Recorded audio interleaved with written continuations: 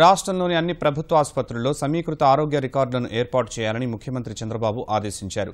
సర్కారీ ఆసుపత్రులకు వచ్చే రోగుల ఆర్థిక పరిస్థితిని తెలుసుకోవాలని వైద్య ఆరోగ్య శాఖకు సూచించారు. ఉద్దానం కిడ్నీ వ్యాధుల కోసం ఓ ప్రత్యేక అధ్యయన సంస్థను ఏర్పాటు చేయాలని స్పష్టం చేశారు. ప్రజా పంపిణీ వ్యవస్థలో నగదు రహిత లావాదేవీలను మరింత ప్రోత్సహించాలని సూచించారు. సచివాలయంలో వైద్య ఆరోగ్య పౌర సరఫరాల శాఖ అధికారులతో ముఖ్యమంత్రి చంద్రబాబు సమీక్ష నిర్వహించారు. ఇక నుంచి అన్ని ప్రభుత్వ ఆసుపత్రుల్లో సమీకృత ఆరోగ్య వ్యవస్థను ఏర్పాటు చేయాలని ఆదేశించారు. ఆసుపత్రికి వచ్చిన ప్రతి రోగికి సంబంధించిన హెల్త్ కార్డులను భద్రపరిచేలా చర్యలు తీసుకోవాలని స్పష్టం చేశారు. తద్వారా గతంలో వారికి వచ్చిన వ్యాధుల చరిత్రను పరిశీలించి మెరుగైన వైద్యం అందించేందుకు వీలవుతుందన్నారు. ఆరోగ్య శాఖ ప్రవేశపెట్టిన పథకాలపై అధ్యయనం చేసేందుకు కన్సల్టెంట్లను నియమించాలని సూచించారు. ప్రభుత్వం ప్రకటించిన ప్రజారోగ్య పథకాలు ఏ మేరకు విజయవంతమయ్యాయో తెలుసుకునేందుకు ఈ కసరత్తు అవసరమని అభిప్రాయపడ్డారు. ప్రస్తుతం చాలా పథకాలు ప్రభుత్వ ప్రైవేటు భాగస్వామ్య పద్ధతిలో నడుస్తున్నాయని, ఈ విధానం ఎంతవరకు విజయవంతమైందో తెలుసుకునేందుకు క్షేత్రస్థాయిలో సర్వే నిర్వహించాలన్నారు. వైద్య సేవలు, ఆరోగ్య సూచీల్లో మన స్థాయి ఎక్కడుందో ప్రతి 3 మాసాలకు ఒకసారి సమీక్షించుకొని పనితీరు మెరుగుపరుచుకోవాలన్నారు.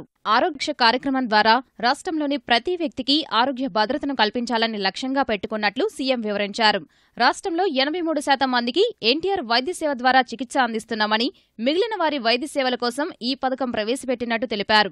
ప్రజారోగ్యం విషయంలో పొరపాట్లను సహించబోనని స్పష్టం చేశారు.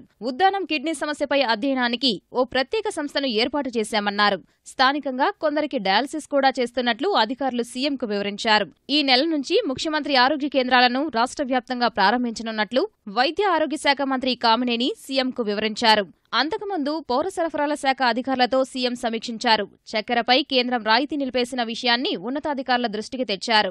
ఒక్కో కిలోకు 20 రూపాయల భారం పడుతుందని ముఖ్యమంత్రి తెలిపారు.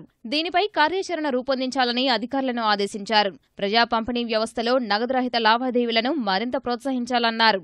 జూన్ నాటికి 100% ఎల్పీజీ కనెక్షన్లు ఇవ్వాలని అధికారులకు సూచించారు. ఈ నెలాఖరు నాటికి 12 లక్షల గ్యాస్ కనెక్షన్లు, మేలో 16 లక్షల గ్యాస్ కనెక్షన్లు మంజూరు చేయాలని ఆదేశించారు. ప్రజా పంపిణీ నగదు రహిత లావాదేవీల్లో మొదటి 3 స్థానాల్లో నిలిచిన కృష్ణా, పశ్చిమ గోదావరి, తూర్పు గోదావరి జిల్లాల అధికారులను సీఎం అభినందించారు.